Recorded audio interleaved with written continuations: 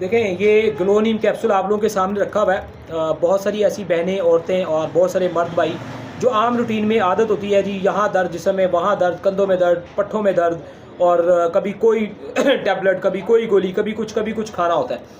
तो ये जो ग्लो नीम कैप्सूल है, इनका सबसे बड़ा फ़ायदा ये है माशाल्लाह से, ये दिन में आप 10 मरतबा भी दो खा लें तब भी बॉडी को कोई साइड इफ़ेक्ट नहीं है, इतनी अच्छी चीज़ है।